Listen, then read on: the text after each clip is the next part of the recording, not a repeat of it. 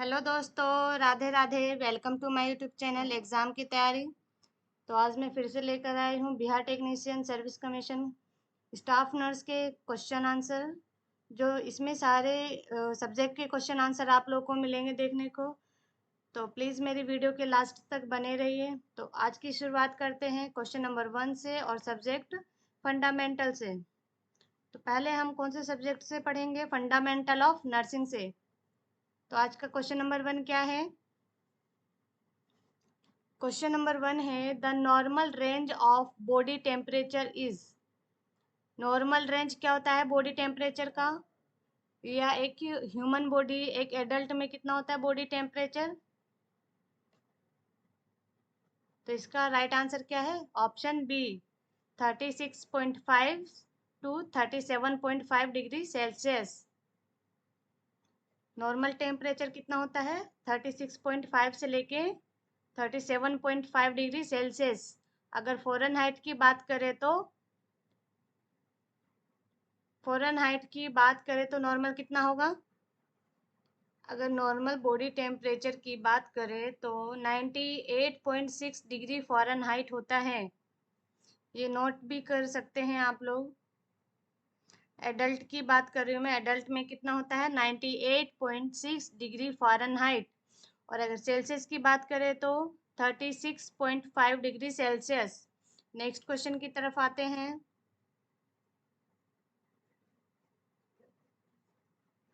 Next question में क्या बोला है?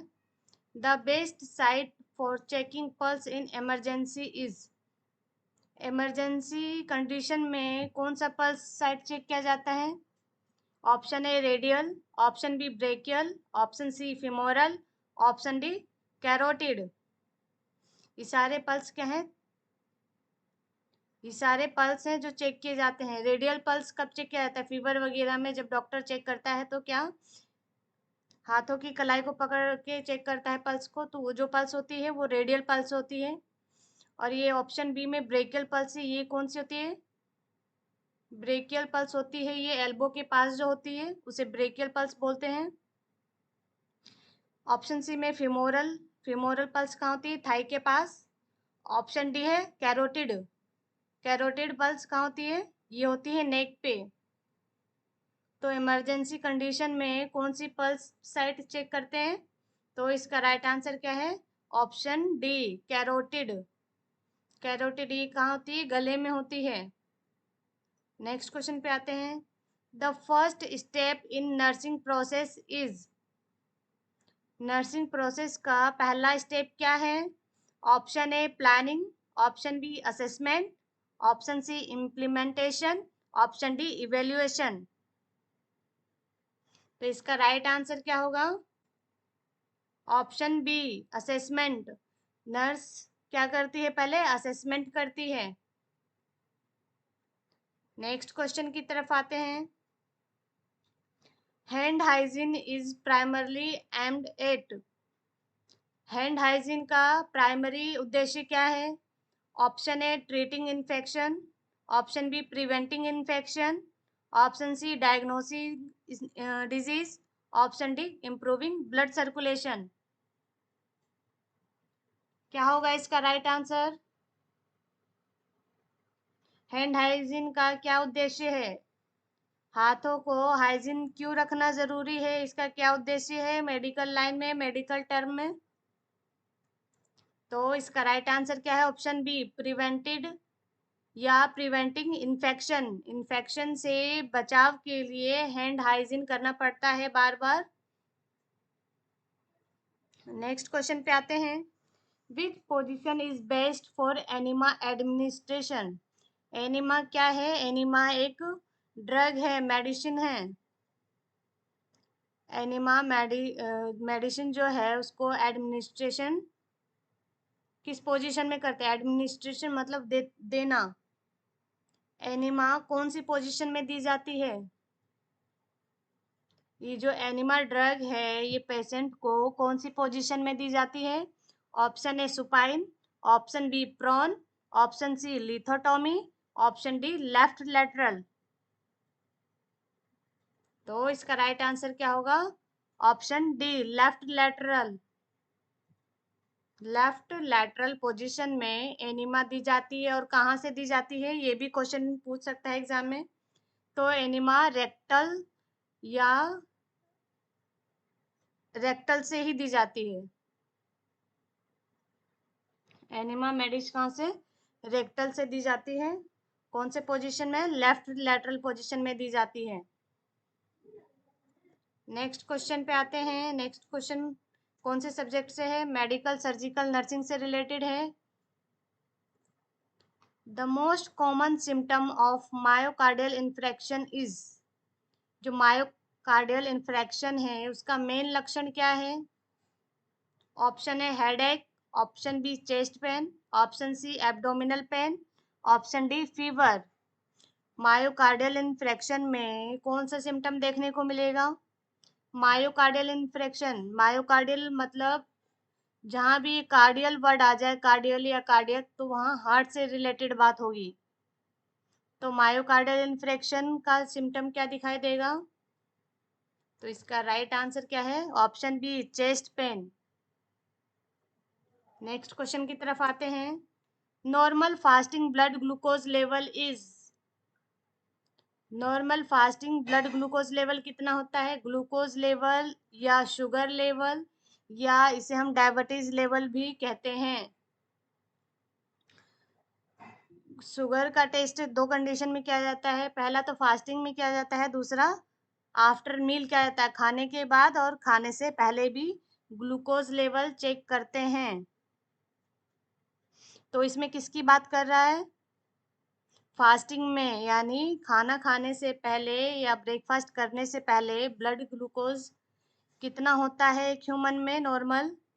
तो ऑप्शन है 100 से 120 mg पर डीएल, ऑप्शन बी 70 से 99 mg पर डीएल, ऑप्शन सी 140 से 160 mg पर डीएल, ऑप्शन डी 60 से 70 mg पर डीएल।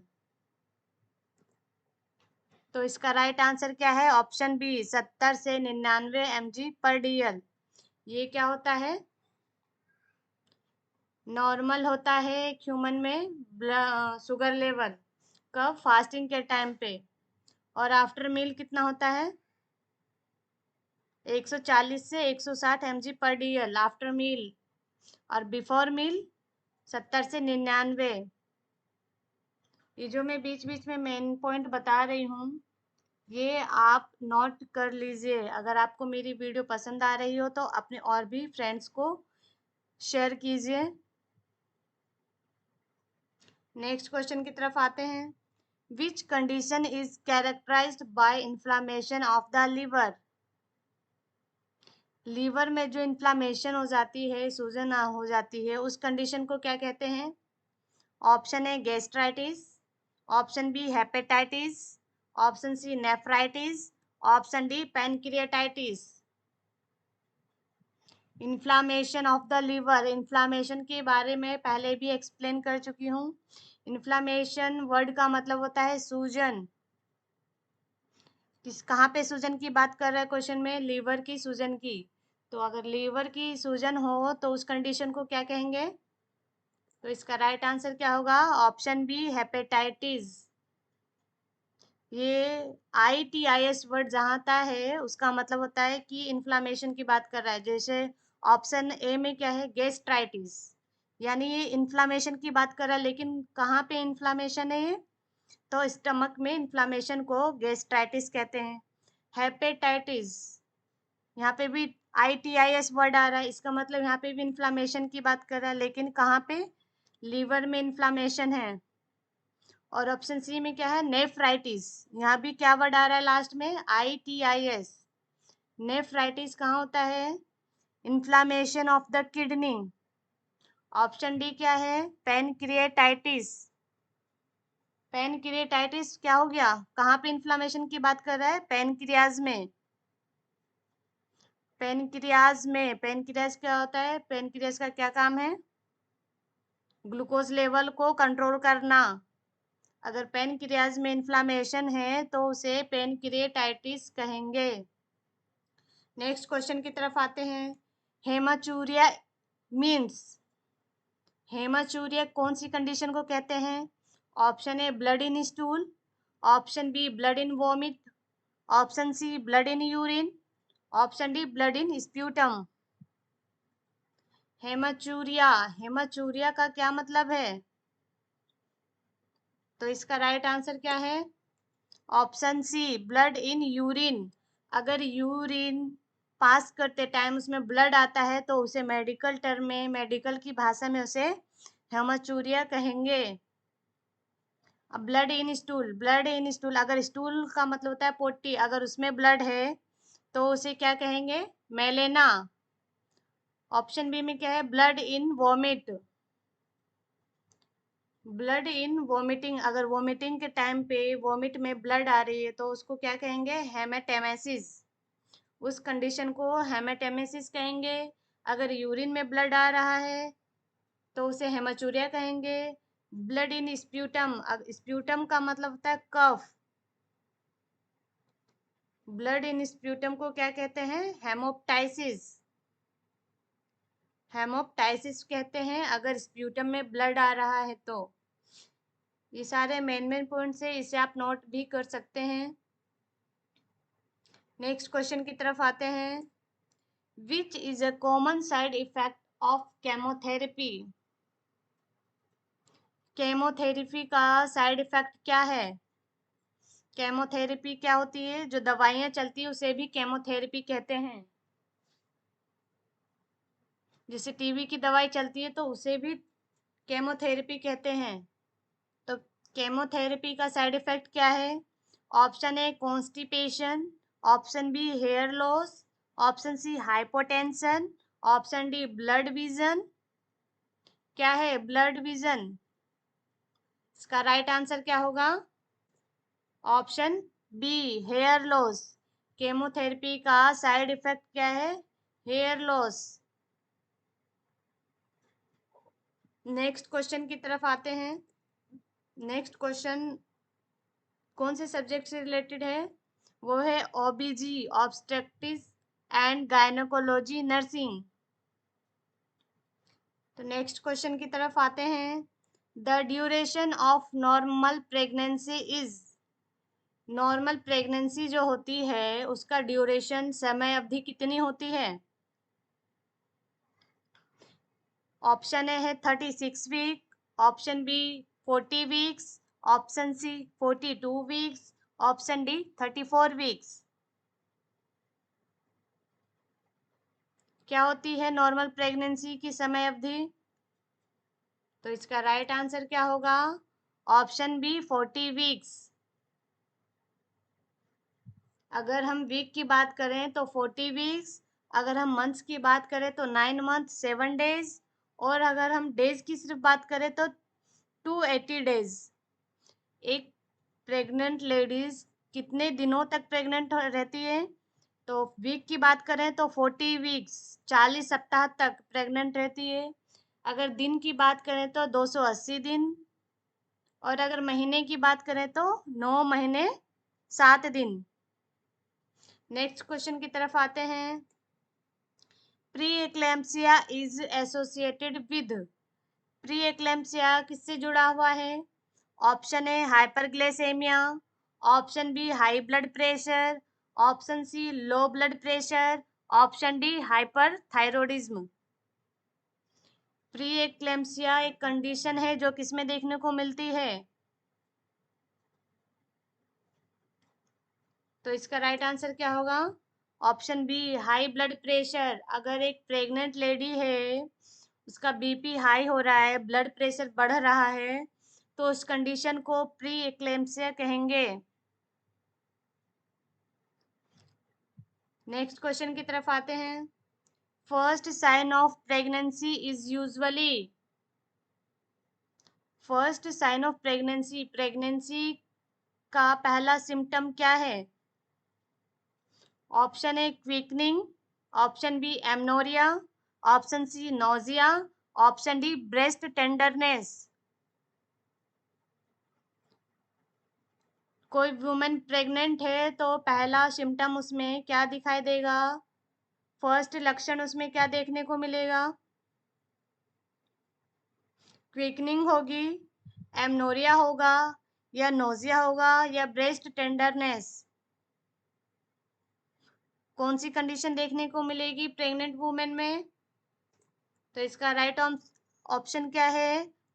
B, amenorrhoea. एमनोरिया का मतलब होता है एब्सेंस ऑफ मेंस्ट्रुएशन साइकिल। कोई लेडीज, कोई वुमेन प्रेग्नेंट होती है तो उसमें पहला सिम्टम क्या देखने को मिलता है? एमनोरिया। नेक्स्ट क्वेश्चन की तरफ आते हैं। Postpartum haemorrhage is defined as blood loss more than. Postpartum haemorrhage is defined as blood loss more than. कितने से ज्यादा ब्लड लॉस होगा तब उसे पोस्टपार्टम हेमरेज कहेंगे? किसी प्रेग्नेंट लेडी की डिलीवरी होती है तो अगर ब्लड लॉस ज़्यादा होता है, कितने से ज़्यादा होता है, तो उसे पोस्टपार्टम हेमरेज कहते हैं। Option A 200 ml, option B 500 ml, option C 1000 ml, option D 1500 ml। तो इसका राइट आंसर क्या होगा? Option B 500 ml। अगर 500 ml से ज़्यादा ब्लड लॉस हो जाता है तो उसे पोस्टपार्टम हेमरेज कहते हैं। नेक्स्ट क्वेश्चन की तरफ आते हैं। Lochia serosa occurs during which days postpartum? Lochia serosa क्या है?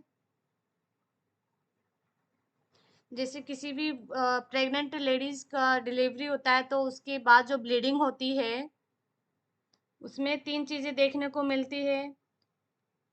लोकिया रूब्रा, दूसरा होता है लोकिया एल्बा और लोकिया सिरोसा।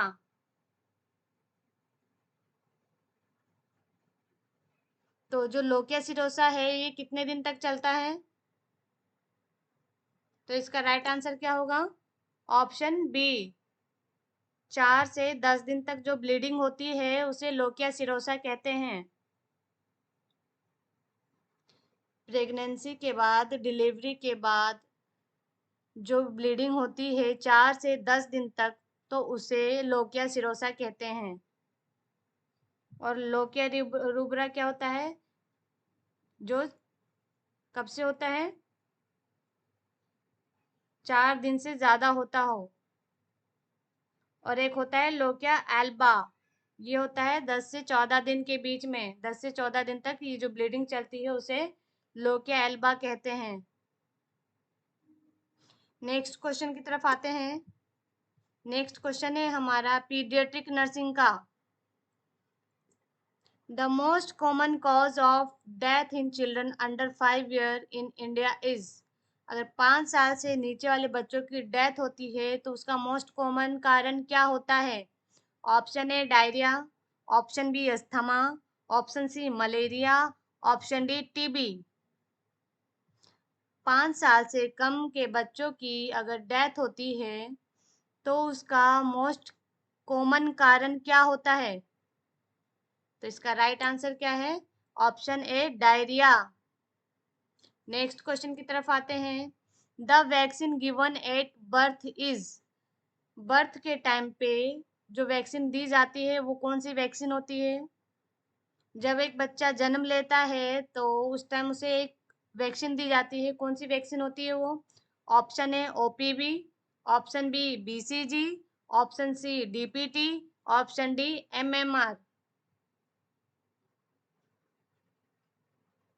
तो इसका राइट आंसर क्या होगा? Option B BCG. बीसीजी की फुल फॉर्म होती है बेसिलस कालमेट ग्यूरिन। ये वैक्सीन, ये इंजेक्शन बच्चे को बर्थ के टाइम पे दी जाती है। कितनी दी जाती है? तो 0.05 ml। ये नोट कर लीजिए। और किससे प्रिवेंट करने के लिए इंजेक्शन दिया जाता है? ट्यूबरक्लोसिस से प्रिवेंट करने के लिए बीसीजी का इंजेक्शन दिया जाता है। इसे नोट कर लीजिए क्योंकि इम्यूनाइजेशन शेड्यूल से एक आध क्वेश्चन जरूर पूछे जाते हैं एग्जाम में। नेक्स्ट क्वेश्चन पे आते हैं। Koplik spots are seen in. Koplik spot किस में देखने को मिलता है? Option A rubella, option B measles, option C chicken pox, option D mumps. Koplik spot क्या एक साइन है जो कौन सी बीमारी में देखने को मिलता है? तो इसका राइट आंसर क्या है? Option B measles. मीजल्स एक बीमारी है जिसमें कॉप्लिक स्पॉट साइन देखने को मिलता है। ये एक छोटे छोटे रेसेस होते हैं जो माउथ में दिखाई देते हैं। नेक्स्ट क्वेश्चन पे आते हैं। Which condition presents as a whooping cough? कौन सी कंडीशन को वोपिंग कफ कहते हैं? Option A diphtheria, option B pertussis, option C tetanus, option D influenza. Whooping cough किसे कहते हैं? तो इसका राइट आंसर क्या है? Option B pertussis. Whooping cough का ही दूसरा नाम पर्ट्यूसिस है। वूपिंग कफ, पर्ट्यूसिस या फिर 100 डे कफ भी कहा जाता है इसको। अगर 100 दिन से ज़्यादा कफ है, खांसी है, तो उसे वूपिंग कफ यानी काली खांसी या पर्ट्यूसिस कहते हैं। वूपिंग कफ को हिंदी में काली खांसी कहते हैं और इसी का दूसरा नाम क्या है? पर्ट्यूसिस। और इसे 100 डे कफ भी कहा जाता है। नेक्स्ट क्वेश्चन की तरफ आते हैं। Apgar score assess all except. Apgar score में क्या क्या चीजें चेक की जाती है किसी एक को छोड़कर? Option A activity, option B pulse, option C growth, option D respiration. Apgar के बारे में मैं आपको लास्ट वीडियो में बता चुकी हूँ। आप पिछली वीडियोस जाके मेरी देखिए। अपगार स्कोर के बारे में उसमें डिटेल में बताया है मैंने।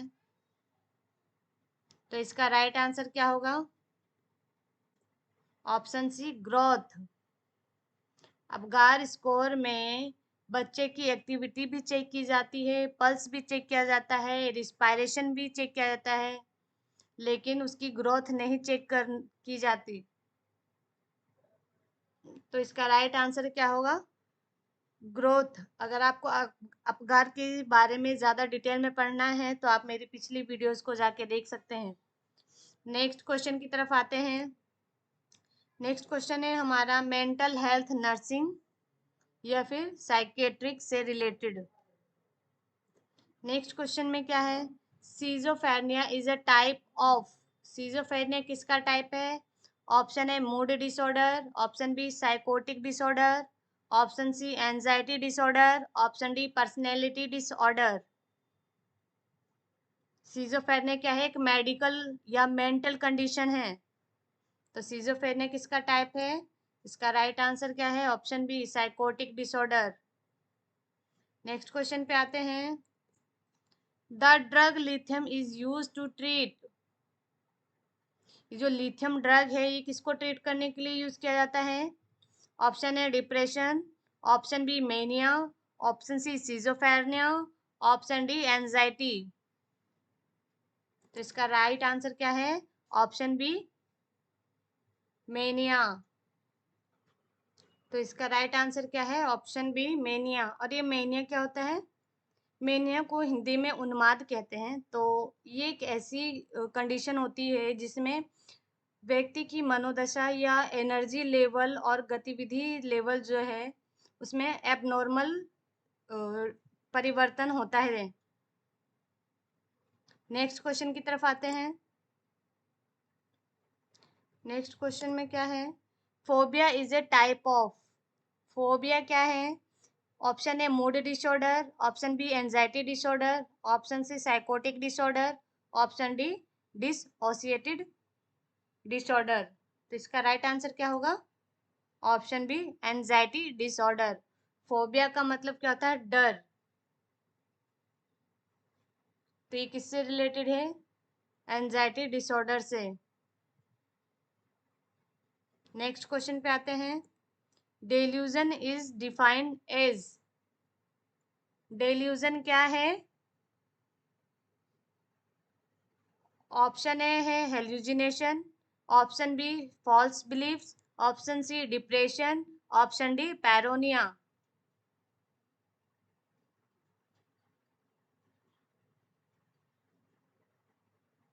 क्या है ये? डेल्यूजन। तो इसका राइट आंसर क्या होगा? Option B false belief. ये गलत विचार या मान्यता जो किसी भी व्यक्ति को दृढ़ता से विश्वास होता है, भले ही वह गलत हो और उसके पास इस बात का कोई प्रूफ भी ना हो। डेल्यूजन क्या है? एक तरह का भ्रम है, भ्रम। नेक्स्ट क्वेश्चन पे आते हैं। Most common side effect of antipsychotic is.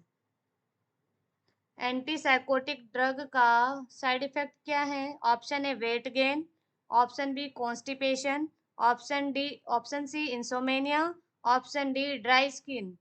Antipsychotic, antipsychotic मतलब वो दवाइयाँ जो मेंटल से रिलेटेड होती हैं, उसे एंटीसाइकोटिक कहते हैं। जो मेंटली इल पेशेंट होते हैं उन्हें एंटीसाइकोटिक मेडिसिन दी जाती है। तो इस मेडिसिन को देने से क्या साइड इफेक्ट हो सकते हैं? तो इसका राइट आंसर क्या है? ऑप्शन ए वेट गेन, वजन बढ़ना। नेक्स्ट क्वेश्चन किसका है? कम्युनिटी हेल्थ नर्सिंग का, CHN। आते हैं क्वेश्चन नंबर की तरफ। Vitamin A deficiency cause. Vitamin A की कमी से कौन सी बीमारी होती है? Option A beriberi, option B night blindness, option C scurvy, option D rickets. Vitamin A की कमी से होने वाली बीमारी को नाइट ब्लाइंडनेस या रतौंधी कहते हैं।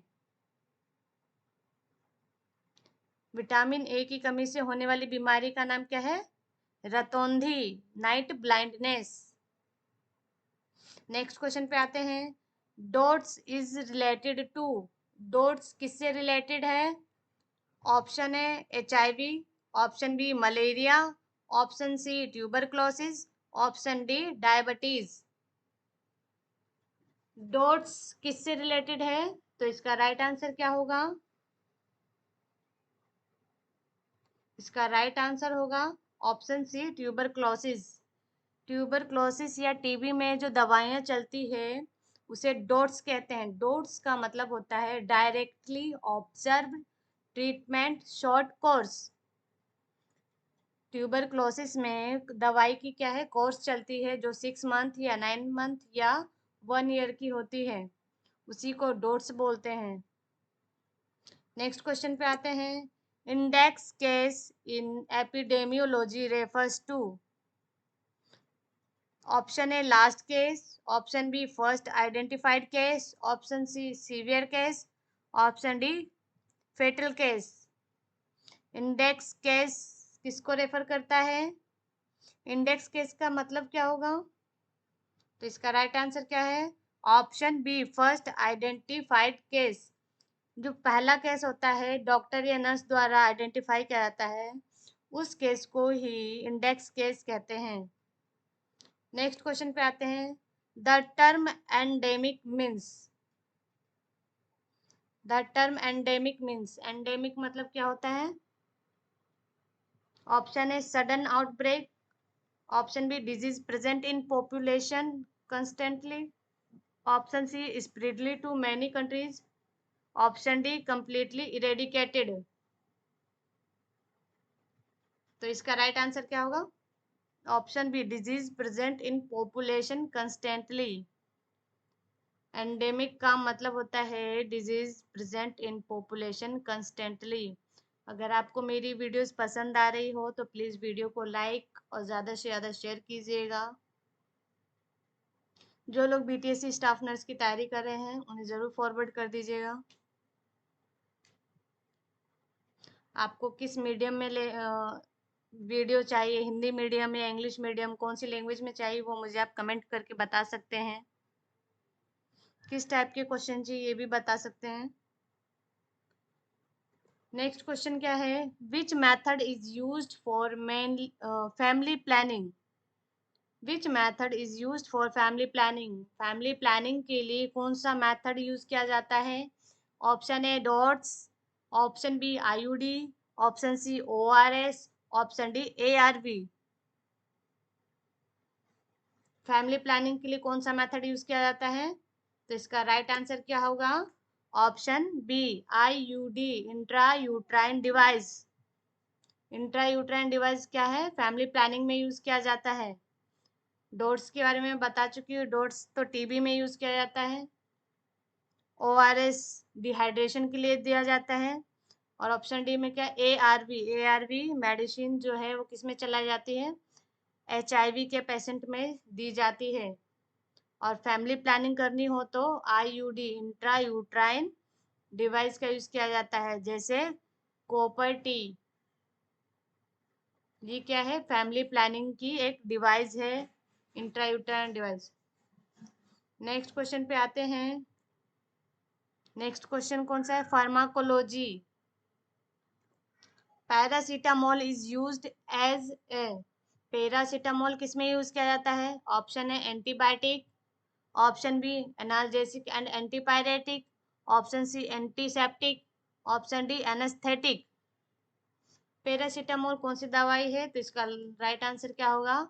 Option B analgesic and antipyretic. Analgesic का मतलब जो दवाइयाँ पेन को किल करने के लिए दी जाती है, दर्द में दी जाती है, उसे एनाल्जेसिक बोलते हैं। और एंटीपायरेटिक मतलब वो दवाई जो फीवर को कम करने के लिए दी जाती है, उसे एंटीपायरेटिक कहते हैं।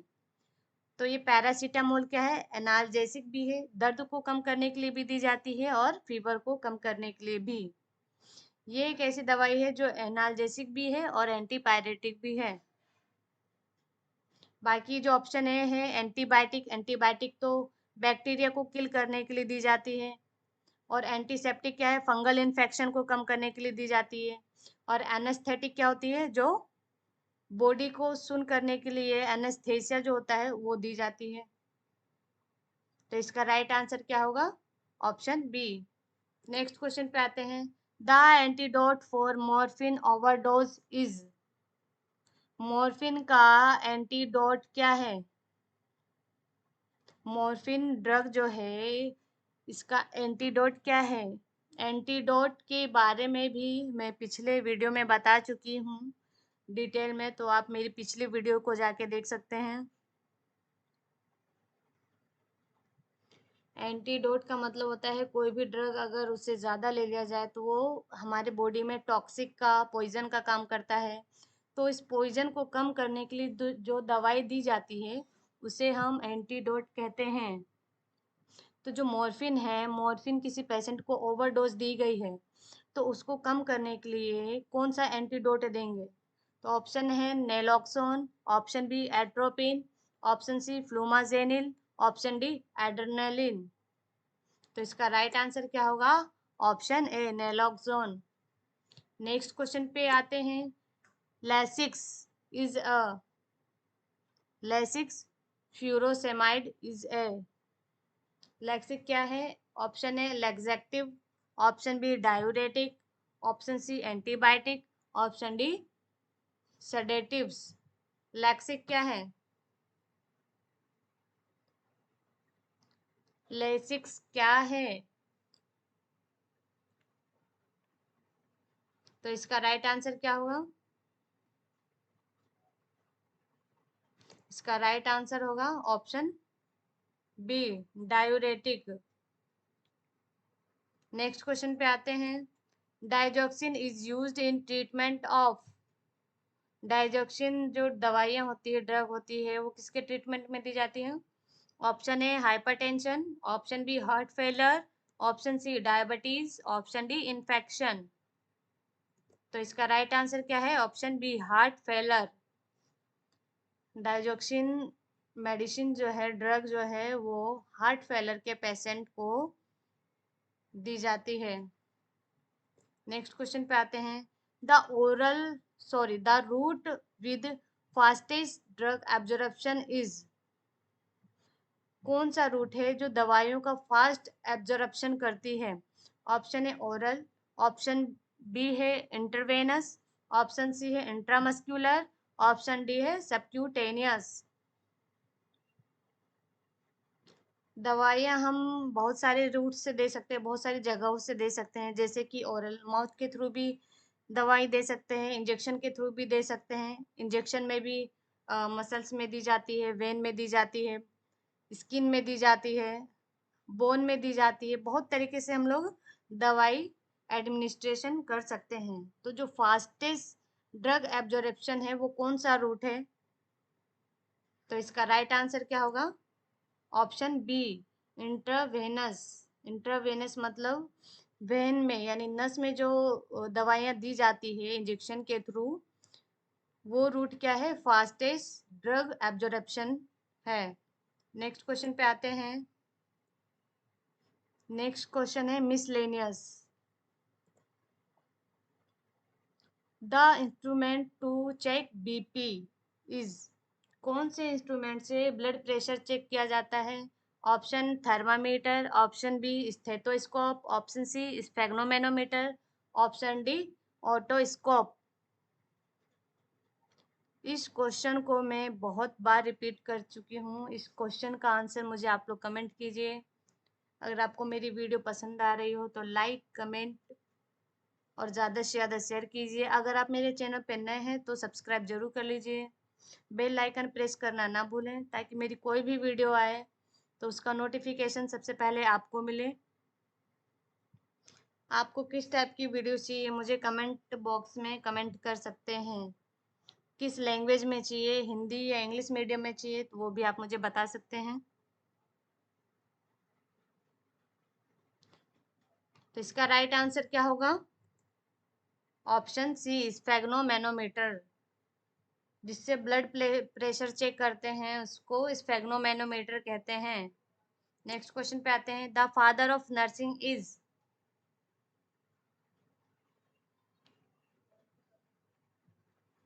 Father of nursing is. कौन है फादर ऑफ नर्सिंग?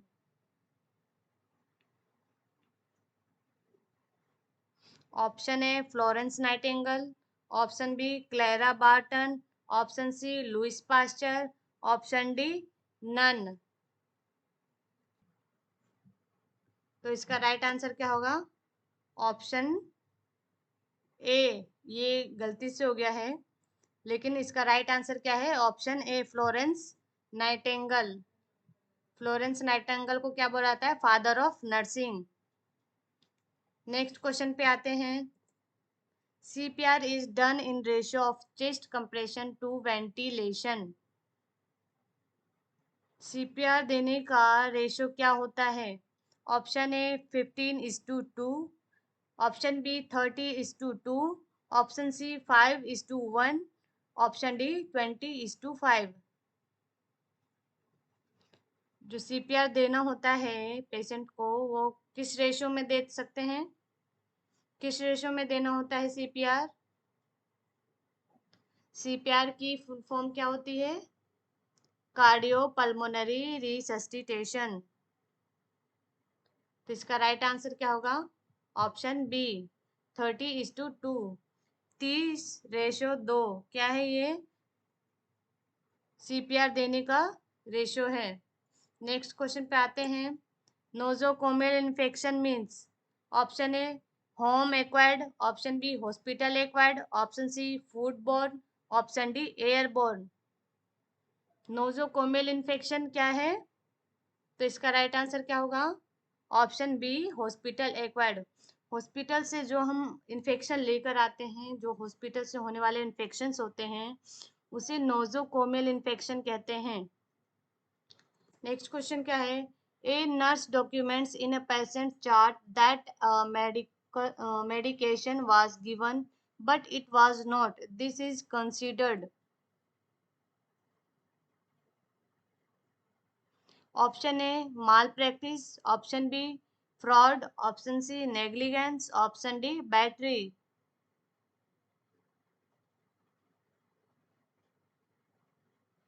तो इसका राइट आंसर क्या होगा? इसका राइट आंसर होगा option B fraud.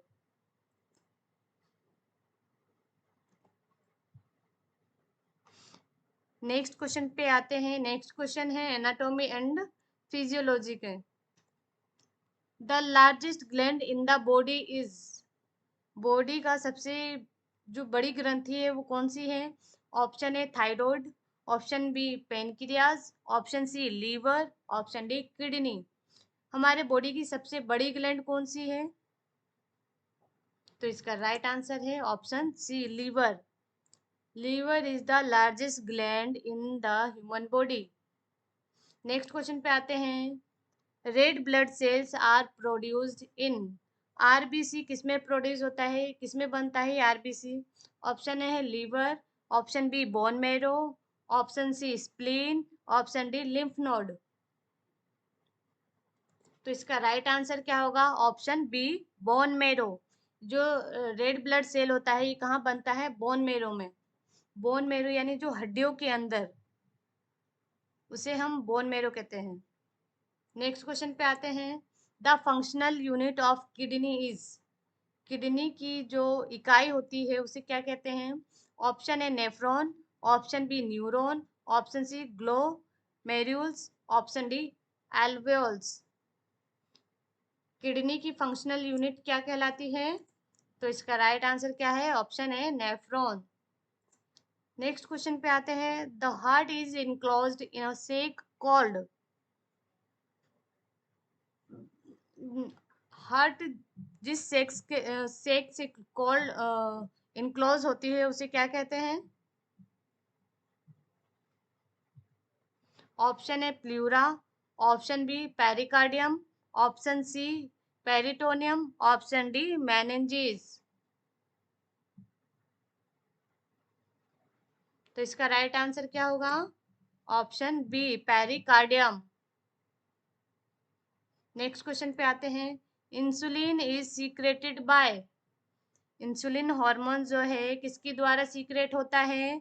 Option A alpha cell, option B beta cell of pancreas, option C liver, option D adrenal gland. तो इसका राइट आंसर होता है option B beta cell of pancreas. Pancreas के beta cell से insulin hormone का secretion होता है। पिछले क्वेश्चन में भी मैंने बताया था पेनक्रियाज क्या काम करता है? इंसुलिन हार्मोन्स को निकालता है। और इंसुलिन हार्मोन्स होता है इसका क्या काम होता है? ब्लड ग्लूकोज लेवल को कंट्रोल करना। Beta cell of pancreas, beta cell, beta क्या है? एक सेल्स का नाम है पेनक्रियाज की। तो इसका क्या काम होता है? इंसुलिन का सिक्रेशन करना। नेक्स्ट क्वेश्चन पे आते हैं। Infection control and safety, standard precaution are used for, standard precaution किस में यूज किया जाता है? Option A only HIV patient, option B all patients, option C only surgical patient, option D none.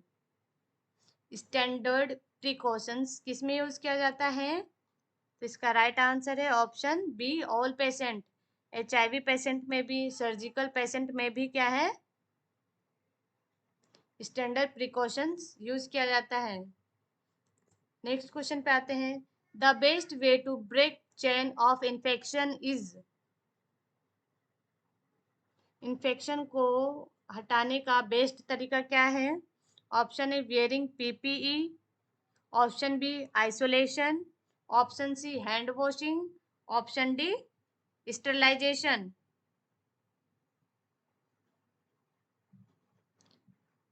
Infection के chain को तोड़ने का क्या बेस्ट तरीका है? तो इसका राइट आंसर क्या होगा? Option C hand washing. Infection से बचने के लिए हैंड वॉशिंग क्या है? सबसे अच्छा तरीका है। बार बार हैंड वॉश करते रहने से इन्फेक्शन का खतरा कम हो जाता है। नेक्स्ट क्वेश्चन पे आते हैं। शार्प शुड बी डिस्पोज्ड इन, जो शार्प थिंग होती है, शार्प चीजें होती है, उसे किसमें डिस्पोज किया जाता है, किसमें नष्ट किया जाता है शार्प चीजों को? Option A red bag, option B yellow bag, option C blue container, option D puncture proof container. जो हॉस्पिटल्स में बैग्स होते हैं, रेड कलर के बैग होते हैं, येलो कलर के होते हैं, ब्लू भी होते हैं, वाइट भी होते हैं। और ब्लैक भी होते हैं। इन सारे बैग में क्या है, अलग अलग चीज़ें डिस्पोज की जाती है, नष्ट की जाती है। हम कोई भी चीज़ कहीं भी नहीं फेंक सकते, किसी भी बैग या डस्टबिन में नहीं डाल सकते। उसका एक कलर कोड होता है। तो कौन से कलर कोड में शार्प चीज़ें डिस्पोज की जाती हैं? तो इसका राइट आंसर क्या होगा? Option D, puncture proof container. Puncture proof container होता है, उसमें क्या है, शार्प चीजें डिस्पोज की जाती है, जैसे निडिल निडिल और इंजेक्शन हो गया, इंजेक्शन की शीशी हो गई, उसे हम क्या करते हैं, पंक्चर प्रूफ कंटेनर में डिस्पोज करते हैं। नेक्स्ट क्वेश्चन पे आते हैं। Needle stick injury is a risk for. जो निडिल होती है, सुई होती है, तो उसकी जो इंजरी होती है वो किस चीज से होती है? Option A hepatitis B, option B typhoid, option C dengue, option D TB. Needle stick injury किससे होती है? तो इसका राइट आंसर क्या है? Option A hepatitis B. अगर किसी पेशेंट को हेपेटाइटिस बी पॉजिटिव है और उसी का ही इंजेक्शन किसी और पेशेंट में लगा दिया जाए तो उसे भी हेपेटाइटिस बी होने के चांसेस होते हैं। बाकी सारे क्या हैं? वेक्टर बोर्न डिजीज है और बैक्टीरियल डिजीज है। टाइफॉइड क्या है? डेंगू क्या है? वेक्टर बोर्न डिजीज है। टाइफॉइड भी वेक्टर बोर्न डिजीज है, और लेकिन टीबी क्या है? बैक्टीरियल डिजीज है। बैक्टीरिया की वजह से टीबी होती है। मच्छर के काटने से क्या होती है? डेंगू होती है। और हेपेटाइटिस बी किससे होता है?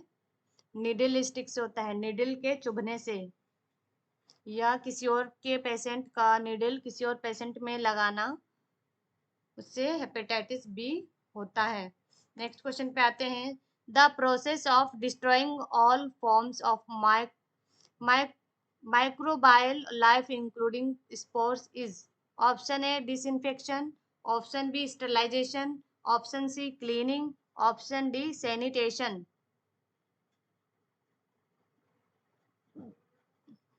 तो इसका राइट आंसर क्या होगा? Option B sterilisation. Thanks for watching my videos. अगर आज की मेरी वीडियो आपको पसंद आई हो तो प्लीज़ लाइक, कमेंट, शेयर और ज़्यादा से ज़्यादा सब्सक्राइब कीजिए। और अगर आप मेरे चैनल को आपने बेल आइकन प्रेस नहीं किया है तो प्लीज़ बेल आइकन प्रेस कर लीजिए, ताकि मैं बीटीएससी या किसी भी एग्ज़ाम से रिलेटेड कोई क्वेश्चन लाऊं तो उसका वीडियो सबसे पहले आपको मिले। अगर आपको कोई किसी और टाइप की वीडियोस चाहिए तो आप मुझे कमेंट कर सकते हैं। Thanks for watching.